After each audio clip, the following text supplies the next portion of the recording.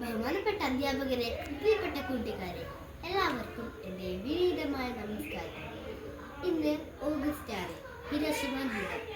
ലോക ജനതയെ ഒന്നടക്കം ഞെട്ടിച്ച 1945 ആണവ ദുരന്തത്തെ ഓർമ്മപ്പെടുത്തി വീണ്ടും ഒരു ഹിരോഷിമ നാഗസാക്കി ദിനവും കൂടി കടന്നു വരുന്നു. 1945 ഓഗസ്റ്റ് 6 രാവിലെ 8:15 ഹിരോഷിമയിൽ അമേരിക്കൻ പട്ടാളം ബോംബാക്രമണം നടത്തിയത്.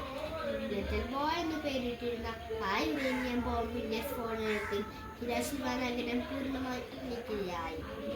ഓഗസ്റ്റ് 9 രാവിലെ 11 മണി കഴിഞ്ഞ് 2 മിനിറ്റ് ആയപ്പോഴാണ് ഫാറ്റ്മാൻ എന്ന് പേരിട്ടിരുന്ന പ്ലൂട്ടോണിയം ബോംബ് നാഗസാക്കിയിലേക്ക് ആക്രമണമായത്. ഈ ആണവ ദുരന്തത്തിൽ ലക്ഷക്കണക്കിന് ജനങ്ങളുടെ ജീവൻ നഷ്ടപ്പെട്ടു. ജീവനോടെ ബാക്കിയായവർക്കും ഗുരുതരമായ പരിക്കുകളും ആണവോത്സരം മൂലമുണ്ടായ മാരക രോഗങ്ങളും നേരിടേണ്ടി വന്നു. ഹിരോഷിമയും നാഗസാക്കിയും നമ്മെ പഠിപ്പിച്ച പാഠങ്ങൾ വളരെ വലുതാണ്. യുദ്ധം എപ്പോഴും നാശവും ദുരിതവും മാത്രമേ നൽകൂ. ആണവായുധങ്ങളുടെ ഭീകരത ലോകത്തിന് താങ്ങാനാവുന്നതിലും അപ്പുറമാണ്. ഇന്നും ഈ ലോകത്തെ പല ഭാഗങ്ങളിലും യുദ്ധവും സംഘർഷങ്ങളും നടക്കുന്നു.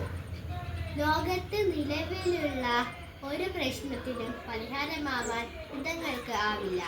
വലുതും ചെറുതുമായ എല്ലാ യുദ്ധങ്ങളെയും എതിർക്കപ്പെടേണ്ടതാണ്. ഇനി ഒരിക്കലും ഇങ്ങനൊരു യുദ്ധം ഉണ്ടാവാതിരിക്കട്ടെ. ഒരു നിമിഷത്തെ അവിവേകം ഒരുപാട് തലമുറകളുടെ ഭാവിയെയാണ് ഇല്ലാതാക്കുന്നത്. ഓരോ യുദ്ധവും നമ്മെ ഓർമ്മപ്പെടുത്തുന്നത് ഹിരോഷിമയുടെയും നാഗസാക്കിയുടെയും ദുരന്തമാണ്.